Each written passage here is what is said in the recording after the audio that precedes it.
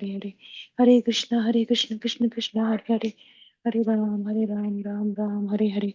Hare Krishna, Krishna Krishna, Hare Hare. Hare Ram, Ram Ram, Hare Hare. Hare Krishna, Krishna Krishna, Hare Hare. Hare Ram, Ram Ram, Hare Hare.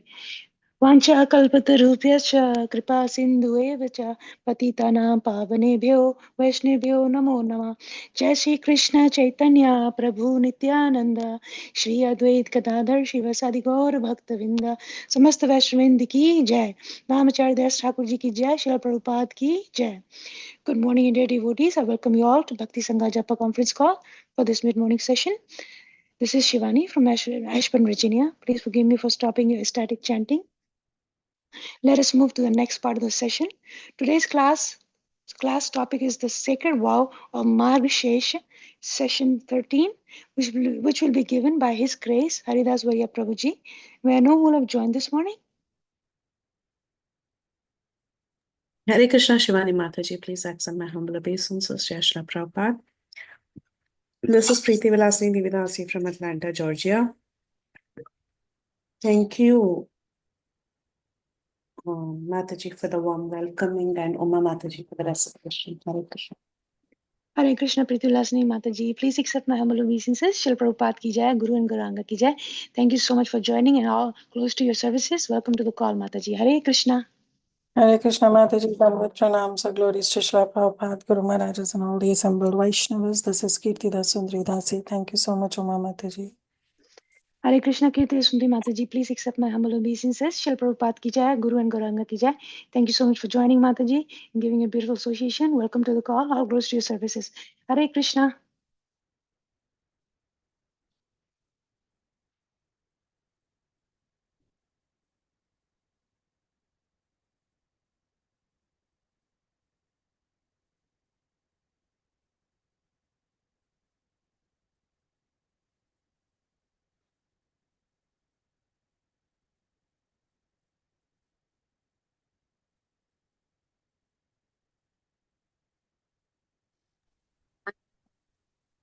Hare Krishna, dear devotees. I welcome you all to Bhakti Sangha Japa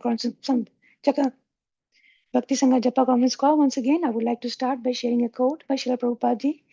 To serve the servant of Krishna is better than to serve directly Krishna. Because if the servant of Krishna promises something, if the servant of Krishna says, I'll take you to Krishna Loka, you must go there. Mayapur, March 7th, 1976. Shri Prabhupada ki jai. Hare Krishna, dear devotees. Today we're very fortunate to have His Grace Haridas Varya Prabhuji. Prabhuji will be enlightening us on the topic of the Sacred Vow of Margasisha, session 13. Hare Krishna, please accept my humble obeisances. Haridas Varya Prabhuji. Thank you for giving your valuable time and association this morning. Waiting eagerly to hear from you. Shri Prabhupada ki jai. Guru and Gauranga ki jai. Please take over the call, Prabhu. Hare Krishna. Thank you very much, Shivani Mataji, for the warm welcome. As aptly mentioned by Srila Prabhupada in today's quote, that once a devotee mentions that one has to go back home, back to Godhead, then one must certainly go. So we have been seeing this sacred vow of Margasisha. In fact, the very underlying current or the underlying mood of this entire pastime is on the similar lines of the quote that was quoted by Srila Prabhupada today. Andal does not want to leave even one devotee behind. And she wants to take all of them to perform this Margasisha Vrata.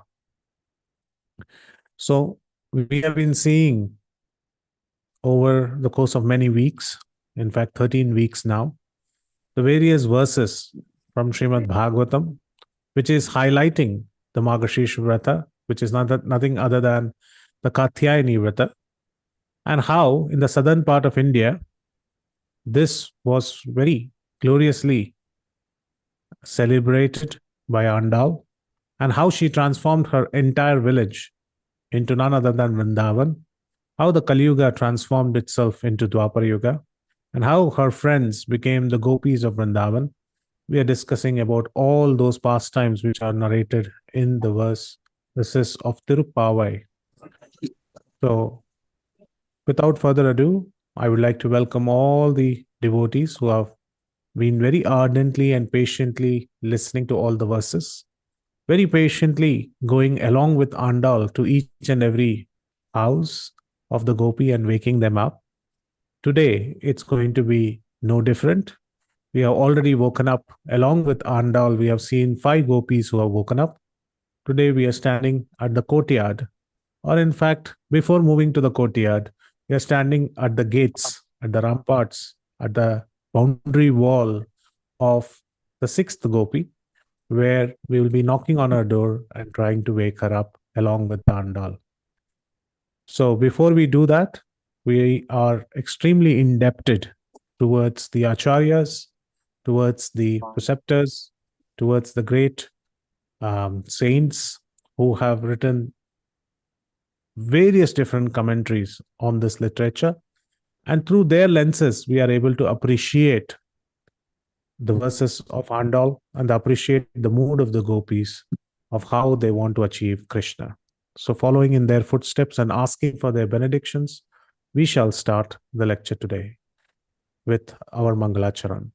Om Agyana Timirandasya Gyananjana Shalakaya Chakshur Unmilitam Yena Tasmai Shri Gurave Namaha Shri Chaitanya Mano Bhishtam Sthapitam Yena Bhutale Swayam Rupakada Mahyam Dadati Swapadantikam Vandeham Shri Guru Shri Yutapada Kamalam Shri Gurun Vaishnavamsha Pirupam Sagrijatam Sahagana Raghunathanvitam Tam Sajivam Sadvaitam Savadutam Parijana Sahitam Krishna Chaitanya Devam Shri Radha Krishna Padan Sagana Lalita Shri Vishakhanvitamscha He Krishna Karuna Sindho Dina Bandho Jagatpate Gopesha Gopika Kanta Radha Kanta Namostute Tapta Kanchana Gaurangi Radhe Vrindavaneshwari वृषभानुसुते देवी प्रणमामि हरिप्रिये वाञ्छाकल्पतरुभ्यश्च कृपा सिन्धुभैव च पतितानां पावनेभ्यो वैष्णवेभ्यो नमो नमः नमामि विष्णुपादाय कृष्णपृष्ठाय भूतले श्रीमते भक्तिवेदान्त स्वामिन् इति नामिने नमस्ते सारस्वते देवे गौरवाणी प्रचारिणे निर्विशेष शून्यवादी पाश्चात्य देशतारिणे जय श्री कृष्ण चैतन्य प्रभु नित्यानंद श्री अद्वैत गदाधर शिवासदि गौर भक्त वृंद हरे कृष्णा कृष्णा कृष्णा हरे हरे हरे राम राम राम हरे हरे मूकं करोति वाचालं पंगुं लंगायते गिरिं यत्कृपातमहं वन्दे श्रीगुरुं दीनतारिणं परमानन्दमाधवं श्रीचैतन्य ईश्वरं हरि ओम तत्सत् I welcome once again all the devotees of Bhakti Sangha Japa group and those who are listening to this series of lectures on YouTube. I welcome each and every devotee. Today, we are going to talk about verse number 11 of the sacred scripture known as Tirupavai, or the southern scripture of verses of beautiful poetry which was given by Andal. We have been covering the story so far. Everybody knows about it, that the elders of Vrindavan, with keeping Krishna as the security guard, allowed all the Nanda Vraja Kumarika, the young gopis of Vrindavan, to perform the Margashish Vrata. And they called for an action where Andal laid down the rules, the purpose, the results, and the desired results, and also explained about the limbs of devotional service. They all agreed and they said, we will assemble and we will go to Yamuna to take the royal bath. But as they assembled, they found that the gopis were missing. 10 of gopis were missing out of the 5 lakh gopis. So they started going to every single home, knocking on the door and waking these gopis up. Each and every gopi has a different character.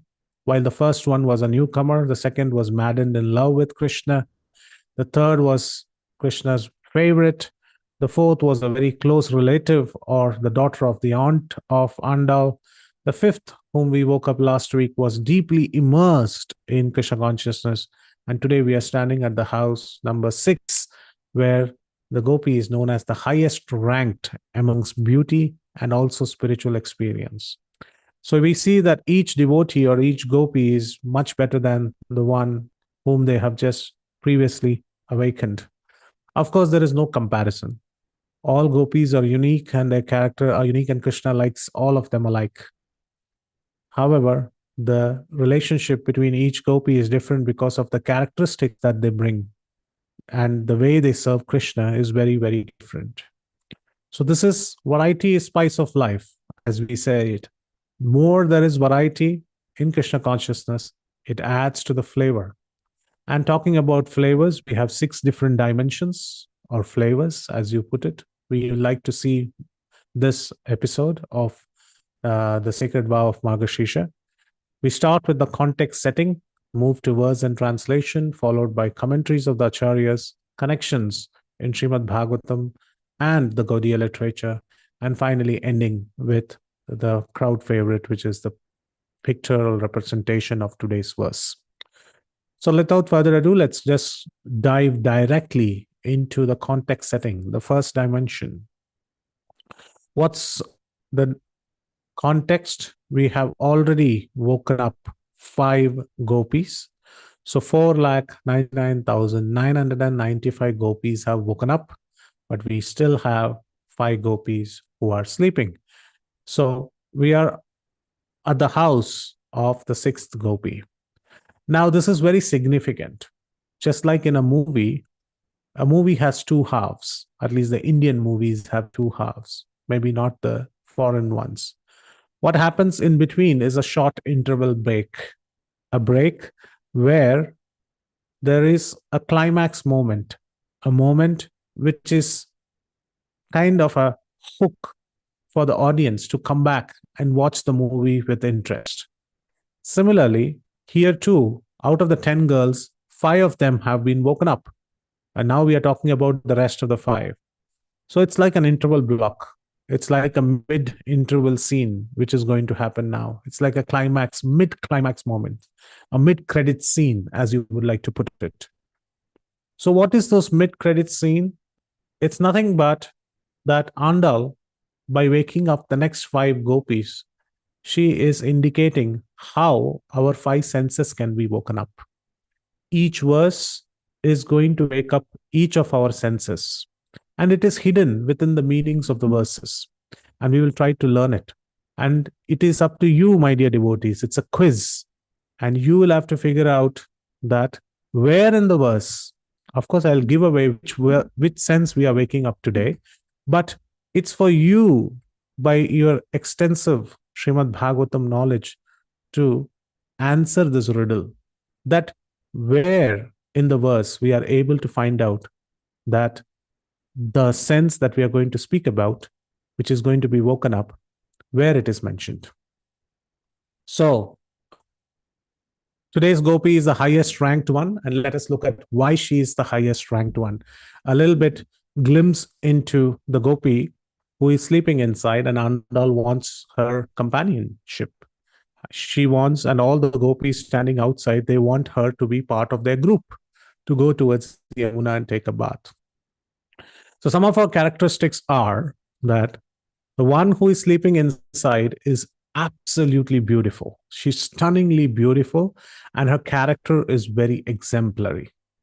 Why is her character exemplary? Because she's coming in the hereditary of the Gopas or the Gopalas or the cowherd men who are extremely wealthy. And what is her wealth? While wealth can be denoted by the amount of money that one carries in their family, can be attributed towards the land, can be attributed towards number of cows that one possesses. But her wealth is her spirituality, her deep immersion in Krishna consciousness. And if you truly see, this is our true wealth, the wealth that helps us during our old age. Everybody would like to have a retired money, which is going to secure them for their life. But what happens after life is nothing other than this spirituality. So true wealth is the bhakti that we carry, the spirituality that we practice throughout our life. And this girl who is sleeping inside has this immense wealth.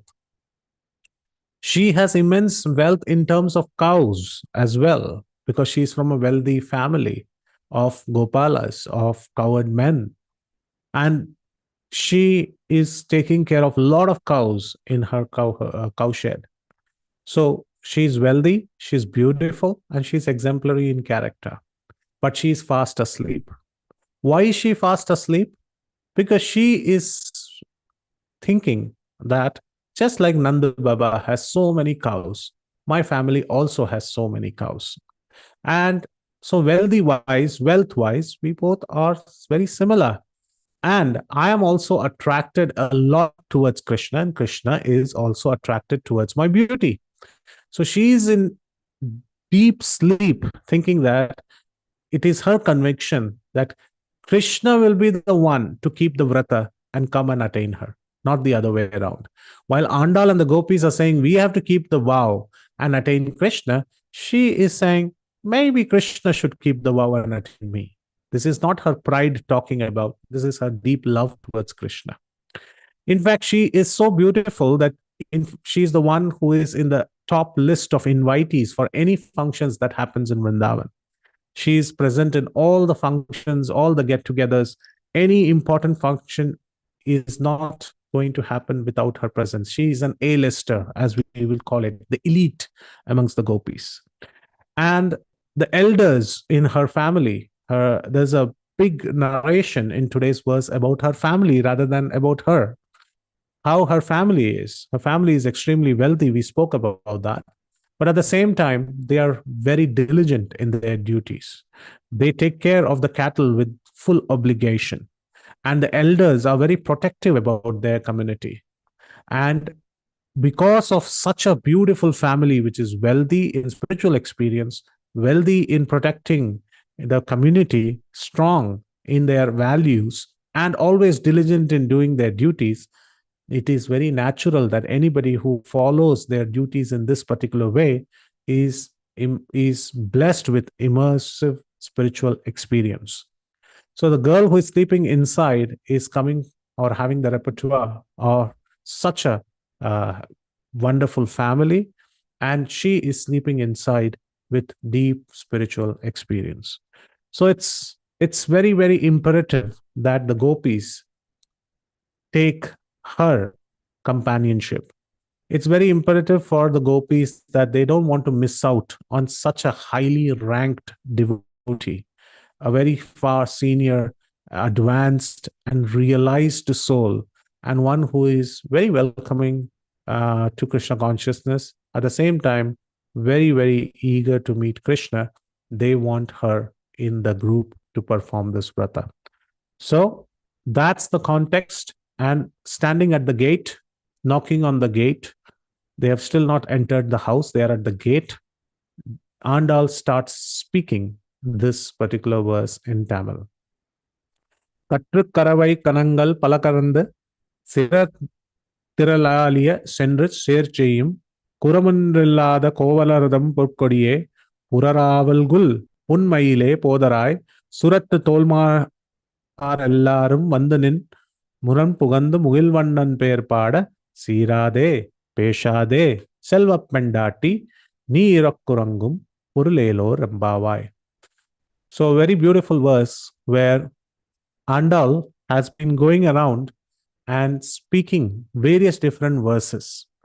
And we all know there was a question by Kirtida Mataji last week that how much time it will take if you knock on each door and you start arguing with each, not arguing, in fact, debating with each gopi that whether the sun has risen, whether the Brahma Muhurta has arrived, and then showing indications of the verse and giving allegories and giving examples of how the morning has arrived and how one should wake up for performing their duties.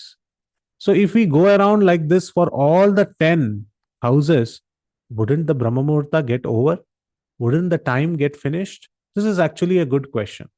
So we see a person who is keen in learning, he should learn from their mistakes. So Andal is not performing a mistake, but she is learning as she goes. She is improving her verses as she goes. So she is doing a progressive exercise of narrating these verses as she knocks on every single door. The first one, she had to argue. The second one was better arguments. The third, she gave the arguments first and started debating. But off late, in the verses, when you see, there are hardly any arguments, she directly starts talking about waking up. She doesn't speak anymore that the morning has risen or the morning has arrived. Partly because four houses, five houses have already been knocked on their doors. That means the sun is already rising. So there is no point in saying as the time passes by, the sun is going to rise because time doesn't stop for anyone.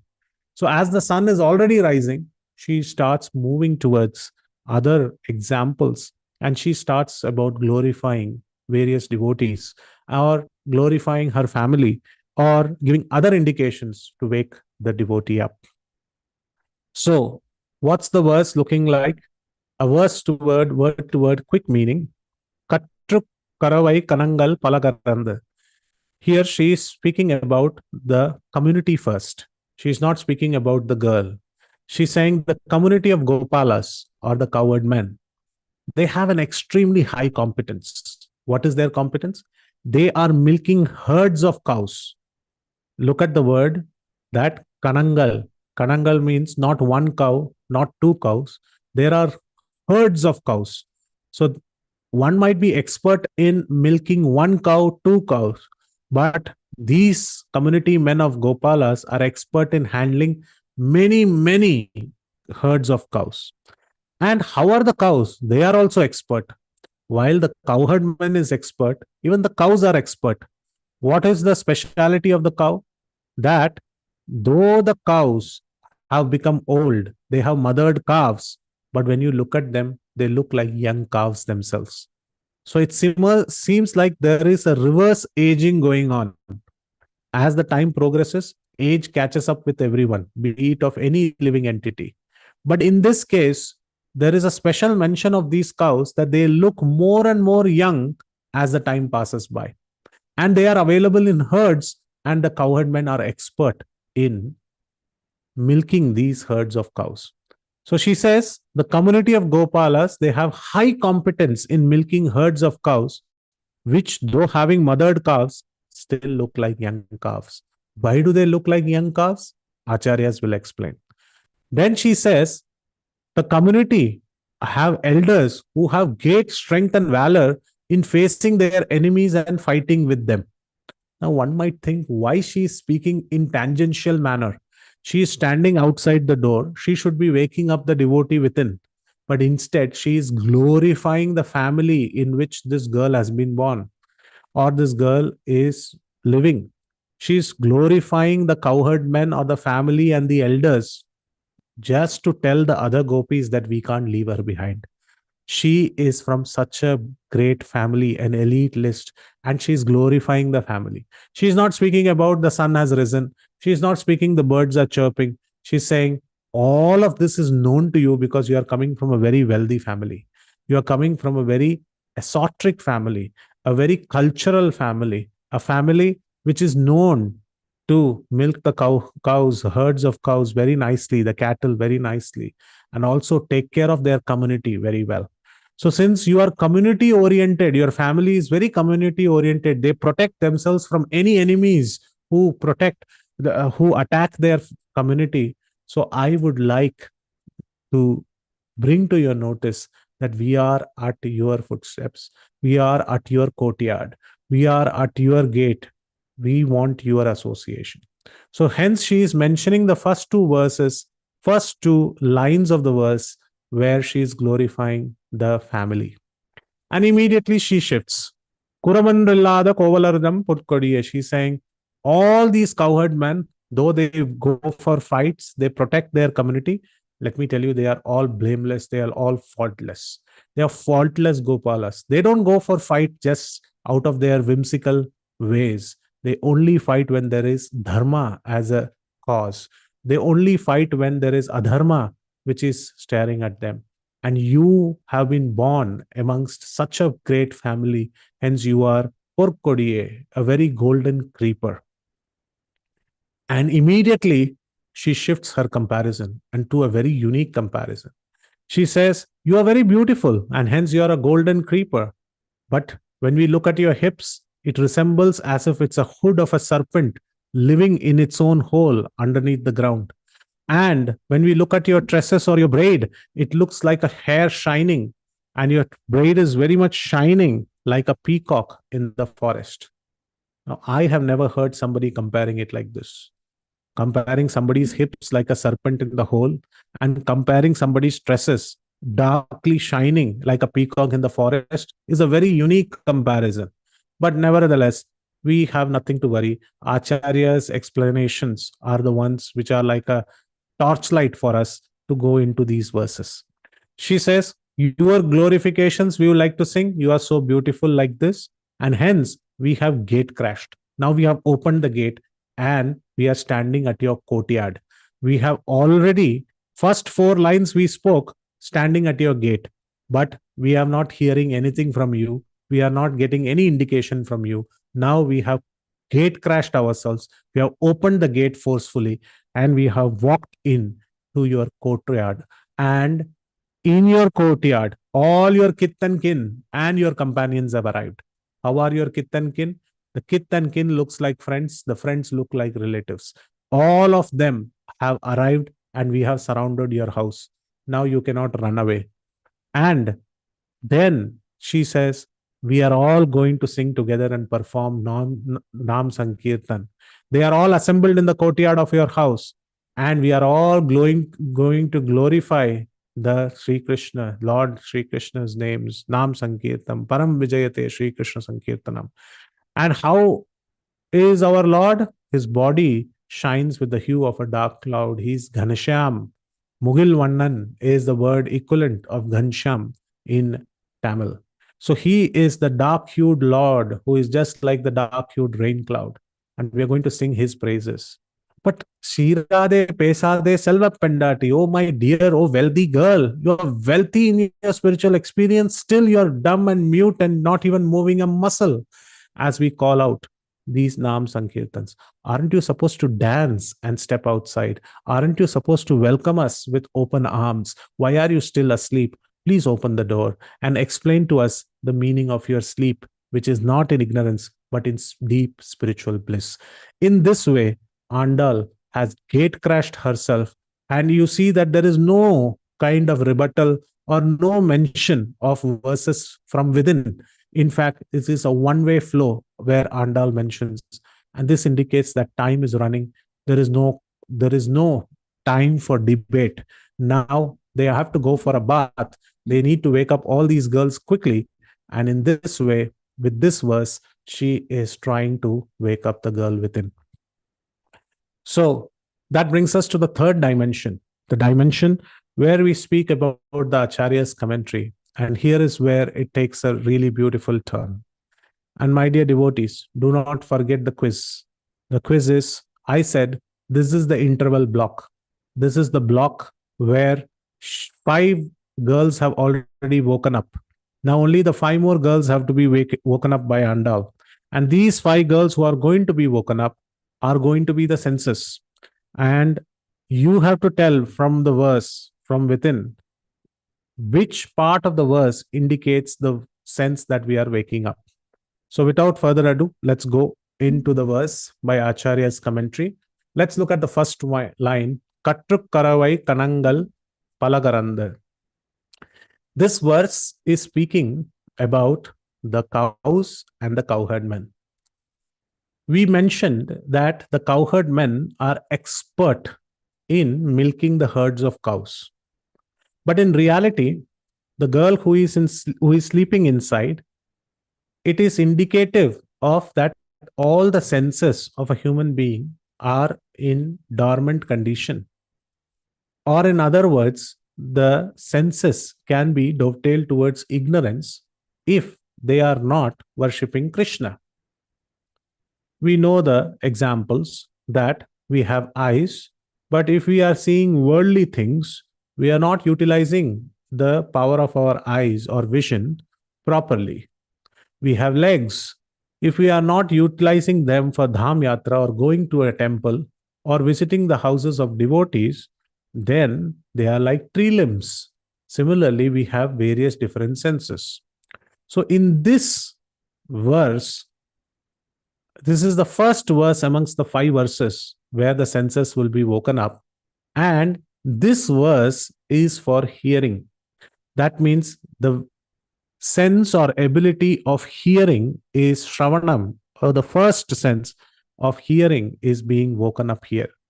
Similarly, when we go to the next verses that we see, the 12th, the 13th, 14th, and 15th, we will wake up one sense of ourselves. That is the sense of touch in the 12th verse, the sense of vision in the 13th verse, the sense of taste, and finally the 15th verse, the final gopi who will wake up will have the sense of smell.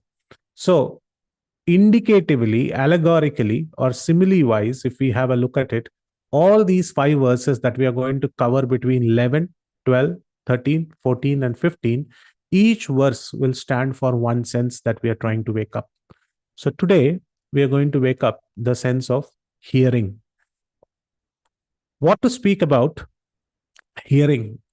If you look at it, if we need to know the glory of a family, we should hear from the elders.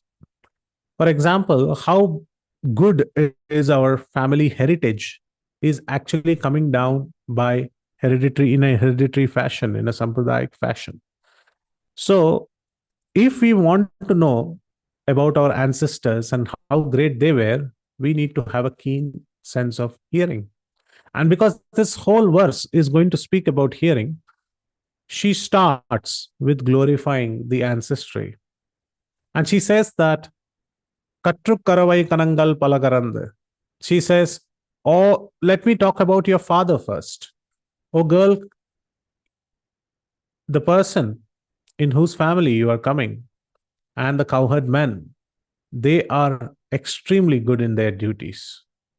And I glorify your father because he is adhering to principles of the Vaishya community. He takes care of many herds of cattle. And when she says Karavai Kanangal, she doesn't speak only about cows. She speaks about the cows, the buffaloes, the goats, all of them, they take care. So the entire cattle is being maintained by the cowherd community. And they milk the old cows who are mothered calves.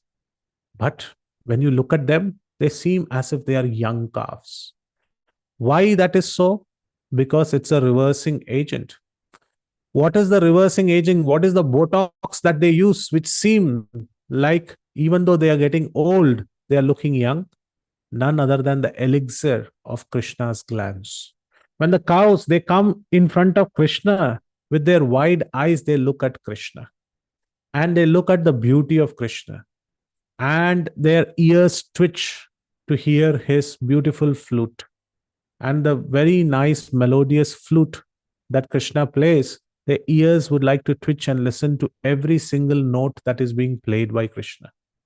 When the cows appear in this way, Krishna's lotus eyes, it opens up wide and it showers a glance on these beautiful cows, which are decorated with silk clothing, golden ornaments, etc.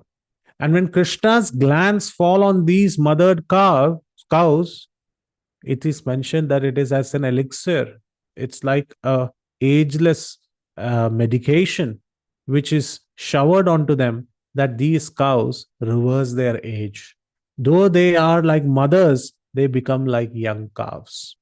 In other words, they become like calves eager for the milk, which is none other than Krishna. So they are so eager for Krishna's glands. So she's saying such cows who are expert in giving milk, but they are so young. Another reason is they are very young because Krishna is Nava Yauvanam Cha. He is always youthful. And every time the mother cow wants to give milk, Krishna will jump into the courtyard, he will enter the cow shed, and he will touch the teat of the mother cow and will drink the milk directly from the udders of the cow. And because of the touch of the Nava Yauvanam Krishna, the cows have also become Yauvana. The cows have also become young. So she's glorifying that special are the cowherd men who are taking care of such cows, and special are the cows. In fact, she gives examples. Just like Dashrath Maharaj in Valmiki Ramayana, it is mentioned, Dasharatha says, I am an old man and I am getting old every day, Sumantra. But let me tell you one thing. Go to the palace of Lord Ramchandra and bring Lord Rama. So Sumantra goes to Lord Rama's palace and brings Lord Ramchandra. And Lord Ramchandra enters the palace of Dasharatha. Dasharatha says, stop, walk. And then Rama walks towards Dasharatha. Then Dasharatha says, stop, turn. Rama turns, says, walk away. And then Rama walks away. And as he's walking away, Dasharatha again says, stop, turn, walk towards me. And Rama again walks towards me.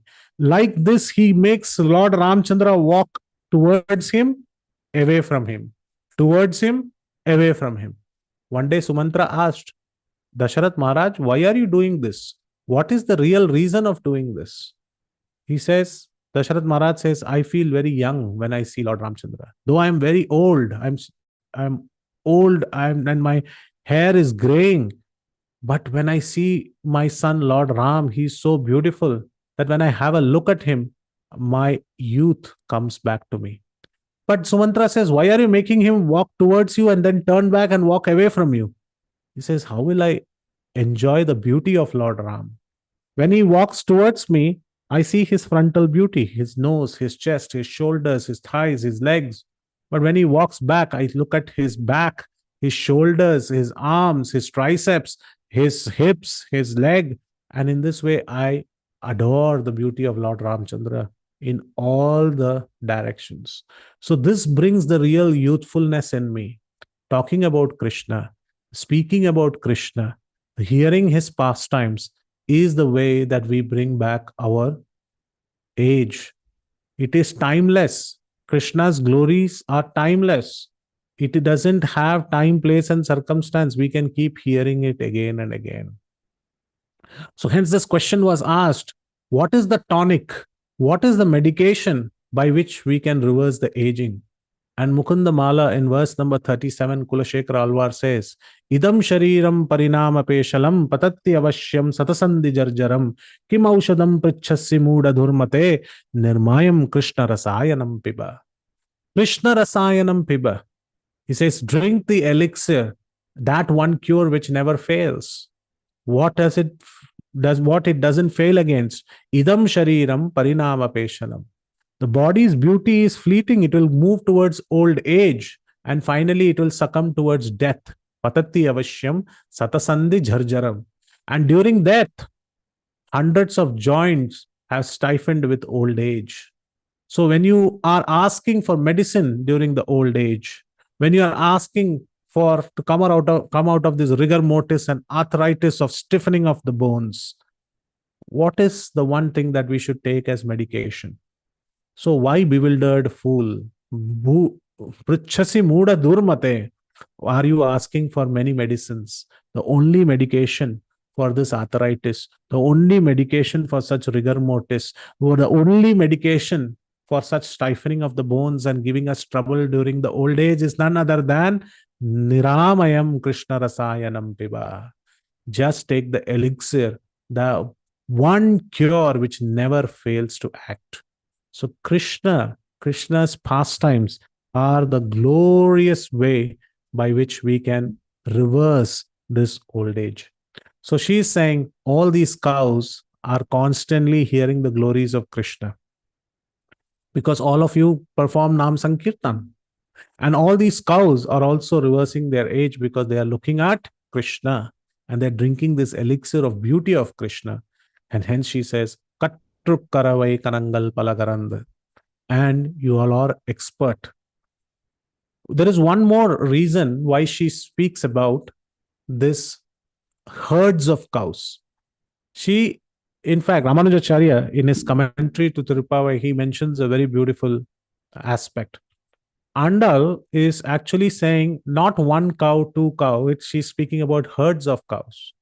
In fact, she's saying Krishna is also like this. He has many millions of qualities. Wonderful transcendental qualities Krishna has.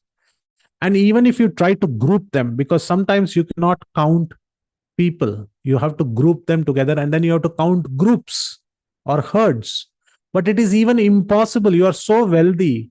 Oh girl, you are coming from such a wealthy family that I can't even count the groups or the herds of cows. Even the herds are unlimited. Then what to speak about cows? The herds of cows and cattle are so unlimited in nature that I can't count the herds. Hence, I can't even count the singular cows. How many are there? Similarly, Krishna's qualities are millions in nature. Even if we try to group them, the first four qualities together, the next six qualities together, mercy and costless mercy as qualities together, such groups of qualities are also unlimited. The combination of qualities are unlimited. So, this permutation combination of Krishna's qualities are unlimited, just like you have herds of cows which are unlimited in nature. So, Ramanujacharya is saying that Andal, though she is speaking about the cowherd community, and the cowherd community is holding so many different cows, because Krishna is also having so many millions of groups of qualities. And when their permutation combinations, it's impossible to count all the qualities of the Lord. So, in this way, she's saying you are coming from a very wealthy family, and your duty is to drink the elixir of Krishna's name. Then she mentions that there is a unique qualification of the elders of your community. They are very expert in protecting their community. Now, this is a question. Why would she mention suddenly about protection of a community? She can mention about their wealth. She can mention about the cows they have. But why is she speaking about their ability to fight their enemies? The reason is that what is the real reason? These Gopas were a very peaceful community. These coward men, these Brajvasis were very peaceful. They never used to go and fight with anybody else. But all of that was before Krishna appeared in Gokul, or Krishna appeared in Vrindavan. Before Krishna's appearance, they were friendly with all. But after Krishna's appearance, there is an entire Sahasranama of Asura who are coming to Vrindavan. Keshi, Ariktasur, Bakasur, Putana, Trinavat, Chakatasur, Aghasur, Pralambasur. There is an entire set of asuras who are on their way to kill Krishna. And because Krishna is very dear to them, now they have taken up their sticks. They have taken up their dandas. They have taken up the weapon and saying, anybody who is going to give trouble to our Krishna, our Vrajatilaka, we are going to protect. He is part of our community now. He is the Vrajatilaka. He is the very important son of Nanda Maharaj, who is the leader amongst the Gopa community, and hence we will protect our community. So, the Gopas, she's mentioning that they have been the ones who are protecting us from all the Asuras, and they have been coming and they are ready to fight. And how do they fight? They don't lock themselves in their houses. They open their gates, they go to the away territory, and they will fight and be victorious, and they'll come back. In the home ground, a team can win very easily. They have a home advantage. But when they go away from their home ground and they play their matches and they win, they're considered superior because the atmosphere and the away circumstances are much more challenging in a fight. And hence she says, all these Gopa community elders, they are expert in fighting. They consider anybody who is an enemy of their Lord to be their enemy. So devotees, generally, they consider everybody as their friend. But if somebody is inimical towards the Lord, somebody is inimical towards the devotees, then the devotees are not shy of picking up a fight. We see that in Hanuman's example, that how he literally did all the activities which is like an aggressor, but he is glorified. The reason being he did it for Lord Ramchandra's service. So in this way, everybody of the Gopa community is glorified. And if somebody raises a concern that it is the mistake of the cowherd community, they are the troublemongers, they go into others' territory and pick up a fight, let me tell you, they are faultless. Kuramondram kovalaram porkodiye. She says, Kuramondram, there is no fault of these Gopas. They are just protecting because Krishna is being harmed. Krishna is tried to be harmed. They are not even harming Krishna. Krishna cannot be harmed because they are expert in protection. So all this, the girl is listening inside about the glories about her family and about the elders, about her father. Why it is so? Before marriage, for a girl, the first hero is her father, because her father figure is the one who she looks up to. And she gets the first definition of how men should be from her father. So here, glorification of the father is being mentioned so that she gains attention to the words that Andal is speaking out here. And she says, you are coming in such a beautiful family. And how are you? Kovalaranam Porkodiye. That means you are like a golden creeper, girl. That means you are like a golden creeper. One, why are you calling it her golden? Because of course she's wealthy. She's from a wealthy family. So she is being called as a wealthy golden creeper. But there are hidden meanings out here. A creeper cannot stand of its own. A creeper needs a host tree or a shrub or a plant in which it will wrap its coils and it will start growing. So similarly, Andal is saying, you need us, and similarly, we need you. We are also young twines and creepers, and you are like the plant, and you are also like a creeper. So we both need each other for us to support and for our existence, for our living. So this is one meaning. The other meaning she says is you are like a creeper, and for a creeper, you need a strong host, and that is none other than Krishna.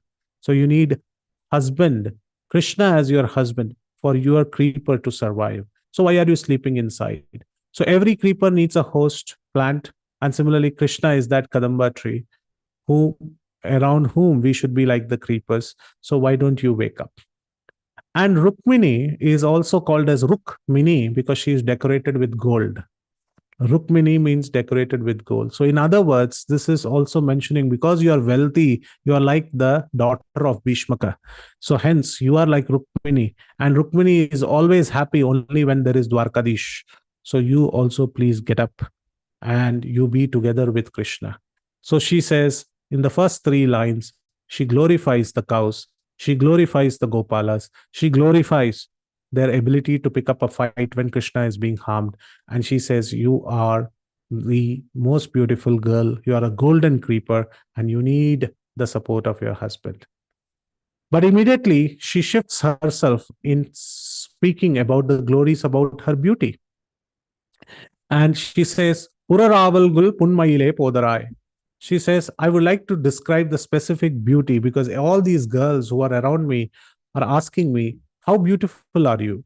And when they ask this question, I have to answer this question. So your hips, they resemble the hood of a serpent in its hole. That means a serpent which is raising its hood, not in the outside courtyard. It has found its hole where it resides, its residence. It has gone inside its residence, and inside the residence, it's raising its hood and showing itself. So it's in its natural habitat. So it's not that it is in the outskirts or it is below a tree or in the shrubs. It's in its natural habitat. And when you look at the snake rising its hood in its natural habitat, it is very beautiful. Your hips are like that. Now, I have never heard anybody talking about somebody's hips like a serpent, which is in its natural habitat. Why it is so, we will learn. What to speak about your tresses and braid? They are shining and they are very dark hued. They are black in color and they are shining, just like how the peacocks will dance in the forest. These two unique comparisons. So, what she's speaking about is to say, the serpent is not in a zoo or in a cage or in a snake park where you go and tap the glass for the snake to wake up and it will show its hood. And you feel very excited to see, oh, this is a snake, this is a cobra, this is a Russell's viper. But the natural beauty of a serpent in its own, showing its hood in its own hole in the ground, is the natural sanctuary or a habitat. In other words, she's saying that this girl who is sleeping inside is naturally beautiful, not only because that she is wealthy, but her real wealth is her spiritual experience, her Krishna consciousness. She's so immersed in Krishna. She's always thinking about Krishna, and she's always thinking about Krishna's activities, and hence she's really wealthy. But what about her hips? Why is it compared that she's saying that just like how a serpent is very happy in its natural habitat inside the hole, you should also understand that you are right now inside the house like in a zoo. When you come outside, this is the natural habitat where you have fellow like-minded devotees, and you come and be with us. You see the fellow like-minded gopis who are extremely beautiful, just like your slender hips. They all have slender hips. So why do you want to give it a slip? You come outside and be in your natural habitat and be amongst the devotees. A devotee's place is in the association of devotees. That is why we call this as Bhakti Sangha Japa group. The group word is added because this is a group of devotees with like-minded thoughts, like-minded activities which are centered around Krishna. So she's saying, why don't you come? And she also mentions your tresses are like the peacock. Just like the peacock is naturally in its habitat, it dances when the rain clouds appear, and it dances in the forest, and the forest is also beautiful. So similarly, you are the peacock. You are the peacock, but you are sitting inside. Come to the forest of Vrindavan. Let's meet Yamuna River. Let's meet Krishna, and let's make sure that our vrata is complete. Now, all these four verses up to the comparison, they have spoken standing outside the gate. Now they break open the gate because now she has described the beauty of the gopi. All the gopis say, now we want to have a look at her. You have described her so beautiful, so wealthy, we would like to look at her. They break open the gate and they all enter into the courtyard. And when they enter into the courtyard, they peep through the windows to take a glimpse of the gopi who is sleeping inside. And that is when Andal said, Surat Tolimar Ellarum Vandanin. All of us have gate crashed into your courtyard. When this word courtyard is heard, she immediately slowly starts hearing very attentively. She has still not opened her eyes. She is still not woken up. She has not moved a muscle, but she is starting to listen intently. And there is a big reason, my dear devotees, why this courtyard is being mentioned. If you remember the old houses, if you go to the villages in southern part of India, they generally have houses in a particular manner. They will have first the steps which will take you to the porch, and on the porch afterwards there will be a door and there will be alleys, and then you will find the living quarters, and after the living quarters you will find the kitchen, and after the kitchen you will find the puja room or the place where the worship happens, and then immediately there will be an open space. The houses will be there, but there will be an open space which will be known as the courtyard, where there will be a tulsi matha, or where the rain will fall. And this can be seen in old homes. The Chettinad houses and many others have this kind of an architecture. And I remember in my young age, I used to ask my grandmother why this open space is kept. Why can't you build something here? And she used to give a very nice explanation that the steps is to rise up in life. So when you actually walk through the steps, when you first take the steps towards entering the house, it's like education. You get educated, you rise up in life. Then you have the corridors where you walk the talk. Whatever you have learned, you have to earn. You have to go through different alleys. We have to go through different corridors of life. But then very soon in the corridor, it is not very broad. It is very narrow. So you will be walking alone. But very soon you will realize in life that you cannot be walking alone. You need some companionship. That is when you find quarters or places where you can live, get married, settle down as grahasthas. And then when you have grahasthas, you need a kitchen where prasadam should be given to all the members of the family. And also you should invite guests. Because when you invite guests, there are like-minded devotees who will visit your house and they will talk about Krishna consciousness. And that is why you should have a puja room where worshipping happens. You congregate together, do Nam Sankirtan. And when you do all of this, educate yourself in spiritual matters, walk through the corridors of life, settle down in Grahastha life, have Krishna Prasad with the group of devotees, worship the Lord, then you reach the place of mukti, which is called as mutram or mukti, or the courtyard. And that's why they keep the tulsi there, because it's the path to liberation. So even the architecture back in those days were so thoughtful of Krishna consciousness. And it is in this way she says that now we have entered your courtyard. And she's listening now. In other words, they're saying, we are interested to go towards Krishna, which is the ultimate liberation, to be with him. And you are still sleeping? Why is that so? The other way she's saying is that this courtyard, this is your favorite part of the house. We know that. And why is this very favorite part of our house? Because there is a backstory. Krishna and this gopi, they are very intimate to each other. One day, Krishna said to her that I will meet you at the courtyard. Please wait for me. So while she was waiting from, let's say, 7 p.m., she was waiting for Krishna. Krishna did not arrive. He was the late Latif. He came way later.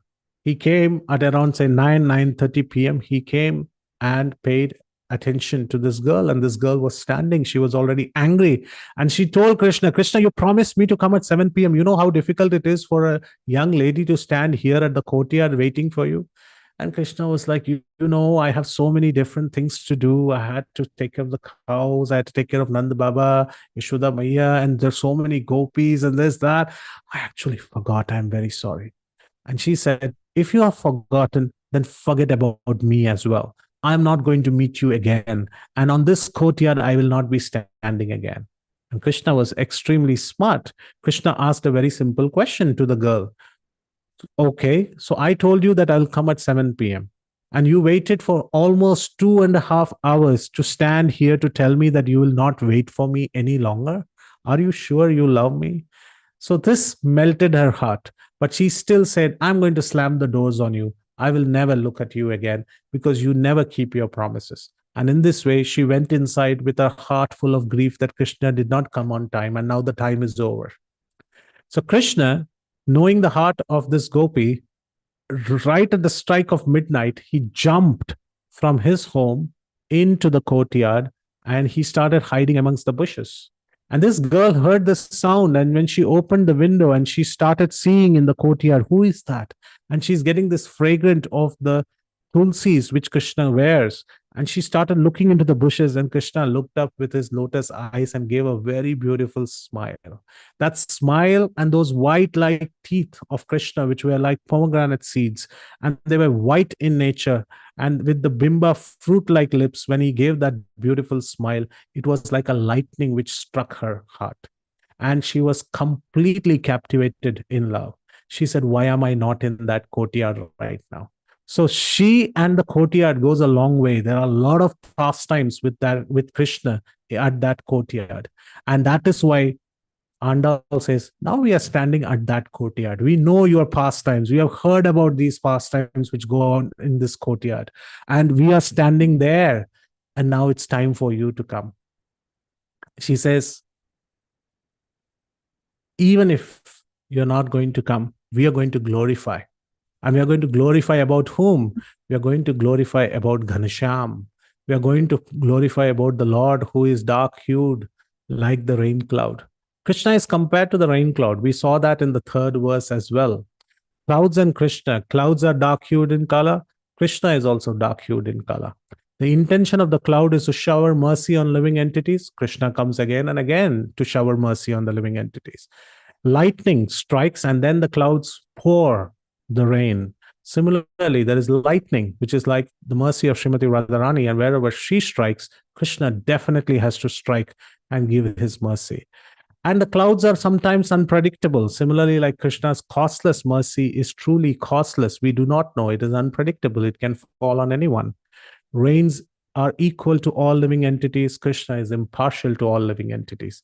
The peacocks, they dance when the rain arrives. They are very happy. Similarly, the devotees dance. Devotees are like the peacocks. They dance when Krishna arrives. The clouds give rain, and out of that, all that rain, maybe one raindrop falls into an oyster and it captures that raindrop and makes it a pearl. Similarly, there are so many living entities, but there is rarely one acharya or an alvar or like Srila Prabhupada, which is one raindrop which has become a pearl in the necklace of devotees. And the clouds are also acting as Megha Dhoot, as messengers Similarly, Krishna also acted as the messenger of Pandavas. So in this way, Krishna can be compared to the clouds. And she says, we're going to sing about Krishna, who is compared to the cloud. And we're going to do this Nam Sankirtan. But the astonishing thing that is that you are Sitra de Pesha de Selva Pendati. You're not even speaking a word. You're not even moving a muscle. You're not even speaking anything about the Nam Sankirtan. Are you really deaf and mute? And why is that you're muting our eyes and ears by your presence? If you are there, then it will add to the Nam Sankirtan. Do not take away from us the companionship of such a great devotee and who is a wealthy devotee. And do you know, wealth increases only when you distribute. So distribute your association. You are wealthy in your spiritual experience. Wake up and please explain to us what is the spiritual experience that you are explaining, that you are experiencing. Please tell us about the spiritual experience. Please tell us about the strong viewpoint of yours that Krishna will come and attain you. We would like to have the association of such a devotee. And when she hears that it's about the courtyard, when she hears the glories about her family, when she hears the cowherd men are glorified and she's been called as the wealthy, and they are so eager to have her association, she doesn't open the door, she dances her way into the Nam Sankirtan. She is the highest ranked girl amongst all of them. She's almost attributed like Rukmini, the golden decorated one, and hence she makes her way dancingly and she walks into the courtyard and becomes the 4,99,996th gopi to join. We have only 4 more left. But we see quickly in next 5 minutes the inspirations that we see of this verse with Srimad Bhagavatam. There are many, many shlokas. But quickly speaking about them, 4th canto, 8th chapter, 47th verse speaks very beautifully about the Ghanashyam nature of the Lord. Shrivat Sangam Ghanashyamam Purusham Vanamalinam Shankachakragada Padmayar Abhivyakta Chaturbhujam. Dhruv Maharaj, when he leaves the home for the forest, he further describes, the Lord is further described as having the mark of Shrivatsa, or the sitting place of the goddess of fortune, and his bodily hue is deep bluish, just like the rain cloud. Mugil Vannan is the word which is used in the verse, and which here in this verse, Dhruv Maharaj mentions about how the Lord's body is bluish in nature. And he is Vanamalinam, he wears a garland of flowers. He is eternally manifest with 4 hands, which holds a conch shell, a wheel, a club, and a lotus flower. 4th canto, 24th chapter, 45th and 46th verse, where chanting the song sung by Lord Shiva, where it says about Padma Kosha Palaksham Sundara Bhru Sunakshikam Sudvijam Sukapolasyam Samakarna Vibhushanam. And here it is mentioned Snigdha Pravard Ghanashyamam. Again, this word Ghanashyam comes. He resembles a dark cloud during the rainy season. So the Lord in Srimad Bhagavatam at many places is mentioned as the dark cloud during the rainy season. As the rainfall glistens, his bodily features also glisten.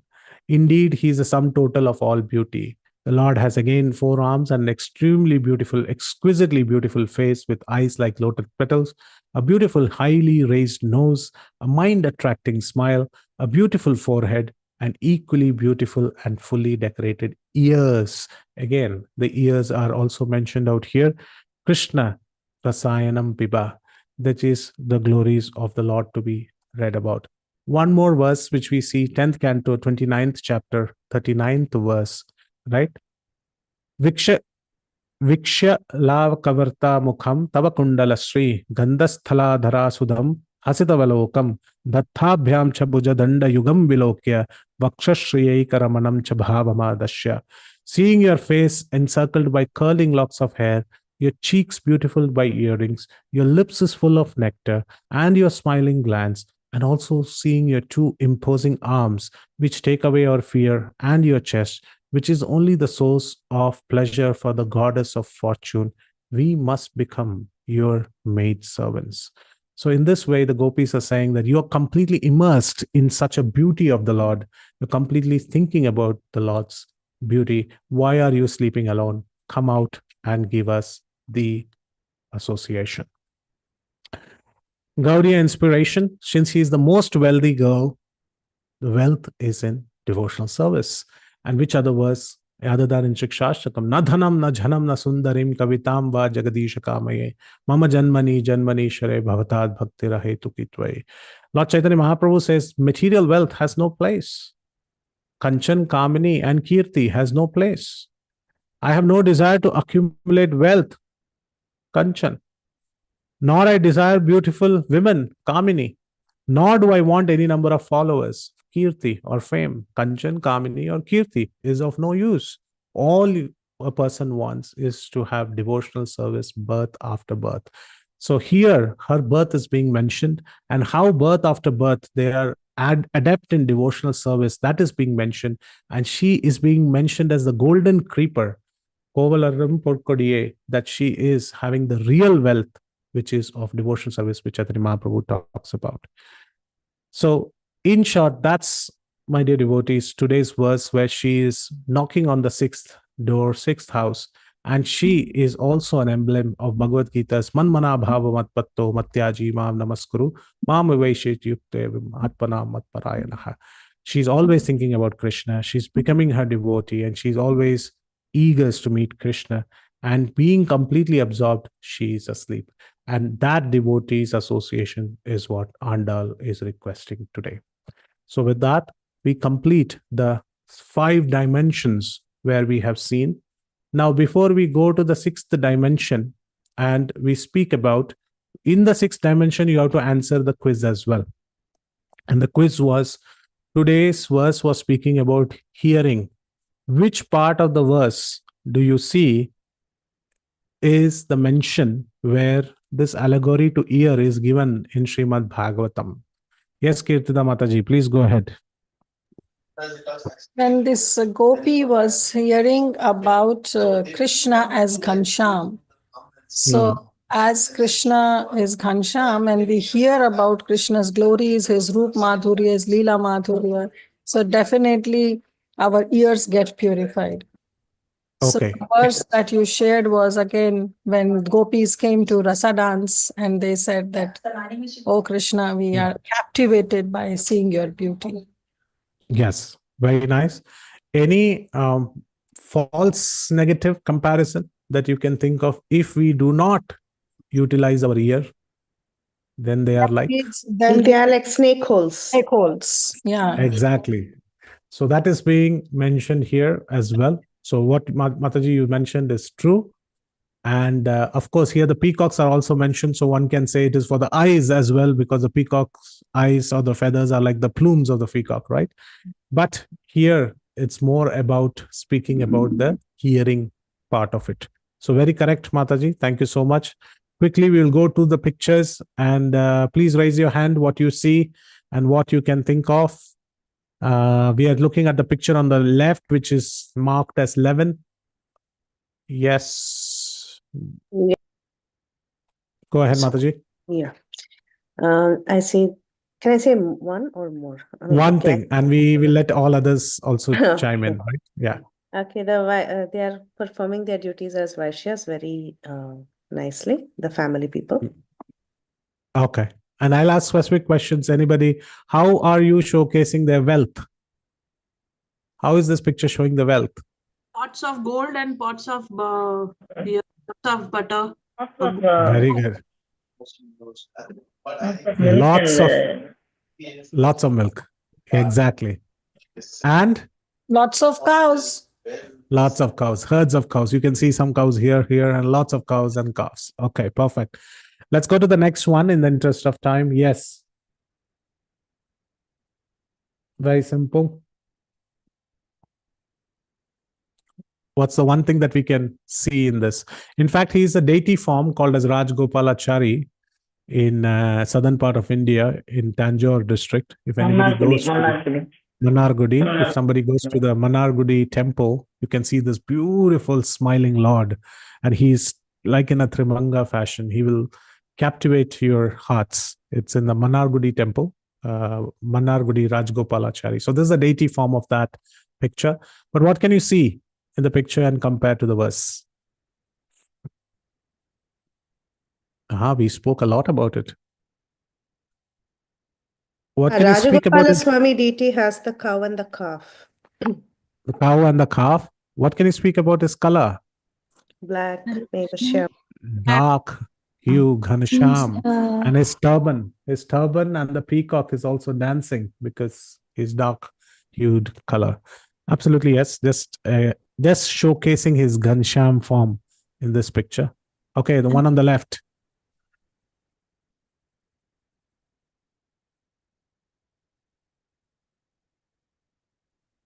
Very interesting. What's the background? Let's first talk about the background. Okay. Dark clouds. Meghashyam. Ghansham, absolutely. You see that he has used the colors of black and gray just for this. Otherwise, it's in color generally, but he has started using this because it's talking about the verse, right? And yes, The girl is dreaming about him as the cowherd boy. exactly. And also he's milking the cows, and the cows are become young in nature. Krishna always sports with her in the courtyard. That's why they are running around. So it's very beautiful. And Andal is saying, we need your association. We need your association because you're always playing with Krishna. Okay, this one. Let's look at the below side of it. What do you see on the tree?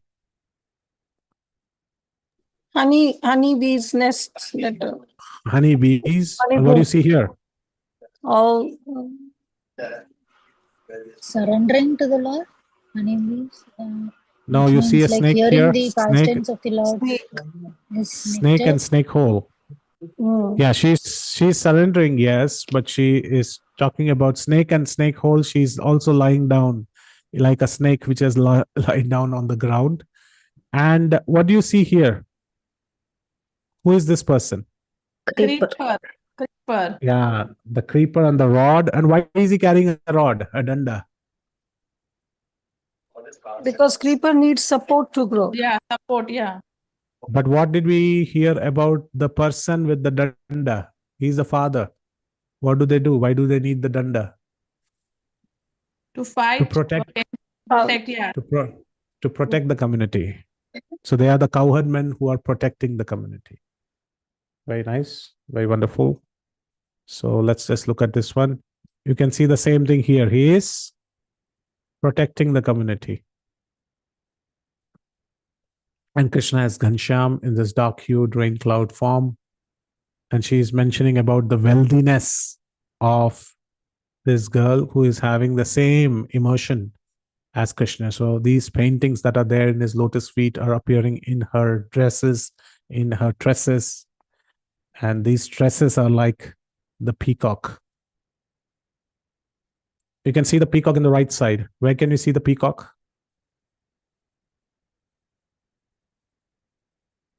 Behind that gopi. Behind the gopi, her tresses, her braid are like the peacocks. Very nice. And the cows, they are young because Krishna is touching them. And Krishna is like in the dark hue cloud. And the gopa is protecting the cows. And there are a lot of cows. And you can see the snake hole here. And there are a lot of gopis in the courtyard. You can see the gopis in the courtyard. And she's peeping through the courtyard. Quickly, the last two. Again, Manargudi, the temple, Rajagopalachari. We see the similar way, the same explanation. Can anyone see this one? What's this on the right side? What's this? Pots and looks like a See, In a snake hole. snake. snake or Peacock. I don't know. peacock? It's a peacock which is sleeping. Peacock, yeah. Peacock in the snake hole. Peacock. Yeah. God. Very nice. And there's pots of butter that shows her wealth. So just like peacock's wealth is its feathers, this girl's wealth is the pots of milk that she has and also the spiritual experience. So while she's lying down this way, who is the one who is lying down on the clouds? Krishna. And he's having that peacock feather and he's on the clouds. And the cows and also Acharya in terms of the parrot's mouth, which is being showcased here. So that's how we see today's verse. Thank you very much, dear devotees. We have now woken up to the highest rank one. We have 4 more, in fact, 1, 2, 3, 4 more to go up to the 15th. So we wait for all of you to come back next week, and we will wake up the other gopi who is also one of the senses. Thank you very, very much for your participation. Yadatra skalitam kinchit vidbham sat purayantu tat yadatrat saushtubam kinchit tad gurur eva me nahi. Whatever errors are there in the service, may the learned souls, all who are assembled here, correct them, give their feedbacks, corrections, and all those errors are because of Haridas Varyadas. But if you found something nice which is relishable, and all that is which is palatable to your ears, all that goodness belongs to my Guru and to Srila Prabhupada and to all the Sri Vaishnava Acharyas who have written exemplary commentaries to explain about these verses. None of those glorifications go to me. Thank you very much. Srila Prabhupada ki jai, Andal ki jai, Tirupavi ki jai, Margashish Vrata ki jai. If there are any questions, comments, clarifications, feedbacks, critiques, more than welcome. Hare Krishna. Hare Krishna, please accept my humble obeisances. Haridas Varya Prabhuji. Amazing, amazing class. Thank you so much for a detailed class and very interactive. Thank you so much. Dear devotees, we open the forum. If you have any questions or realizations, please go ahead and share. Vaishnav Prabhuji, very wonderful. I don't have any question as such. Thank you for answering my stupid question that I asked last time. But thank you so much for connecting it with today's class. Yeah, no, it was a really nice question. Even I was thinking about it. But then when you see the progressive verses, she skips the debate part and kind of progressively goes towards giving glorifications and others. So thank you, Mataji, for that question. Really, it helps me to go through the verses again. Yeah, but thank you for the wonderful session. Thank you, Mataji. Praladananda Prabhu, I believe you love Mukundamala. I thought that's you'll speak something about Mukundamala today. Harival Prabhuji. Mukunda Murdna Paripatya Yache. Mukunda Murdna Paripatya Yache. He's asking that Bhave Bhave Matirastu Bhavat Prasada. This is what I want. I want to keep on hearing the glories of Lord Sri Krishna as long as my ears can hear. That's a Mukund Mala Stotra. It's a very nice slok. Very well, Prabhuji. Very nice. Thank you. Thank you very much. Thank you so much. Thank you so much, Praladan Prabhu. Yes. Anybody else with any questions, comments, feedbacks? No? Hare Krishna, dear devotees. If you have no questions or realizations, I would like to pay my I think obeisances. there is one question. Hare Krishna, Prabhuji, great concept of Gaudiya comparison. Wondering which Arya spoke on this. Nobody did. The Gaudiya comparisons they did not speak extensively on Tirupavai as such, but they have written on the Katyayani Vrata, like Sanatan Goswami and many others. But they did not compare Tirupavai. Of course, it's from a different sampradaya. We are just trying to draw parallels. If there is an exercise like this, we can see all the inspirations of all these verses in the Shikshashtakam slokas. So it's just a very sheepish attempt for me to find in Shikshashtakam some of these verses. Some of them are force-fitted, some of them might not be really that well written by acharyas, but it's nothing wrong to compare that what Ramanujacharya has mentioned, Prabhupada has mentioned in purports, what Sanatan Goswami has mentioned, it is there in other acharyas' statements. So it's just a Vaishnavite way of studying different scriptures and taking inspirations. That would be my answer. Shuksagan Mataji. Force-fitted in the sense that out of my intelligence, that I can find parallels, and I am not adept in all the angles of Vedic vision. So while there might be one or two verses where they feel that the other verse of Shikshashtakam might be more fitting the explanation of the Tirupavai verse. So it could be like that, but it's my humble effort to see parallels between two parts of work. Hare Krishna. Hare Krishna, Prabhuji. Thank Thank you. you so much for your beautiful class and your association this morning. Devotees are thanking you in the chat. Amrita Radhika Mataji, Parima Mataji, and Suksagri Mataji for a very beautiful class, and very, very grateful to you. Dear devotees, if there are no more questions or realizations, I would like to pay my obeisances to His Grace Haridas Prabhuji and all the assembled devotees. Do I have your permission to close the call, Prabhuji? Yes, Thank you. Mataji. Hare Krishna. Vancha kalpatarubhyacha kripa sindhuevacha patitanam pavnebhyo vaishnavyo Namo namo namah. Samasta Vaishnavinda ki jai. Jai. Srila Prabhupada ki jai. His Grace Jai. Haridas Prabhuji ki jai. Jai Jai. Shri Thank you. Thank you, Prabhuji. Thank you, Thank you so Prabhuji. much. Hare Jai. Krishna. For detailed class. Hare Jai. Krishna. Thank you. Wonderful class. Thank you, Mataji. Hare Krishna. Hare Hare Krishna.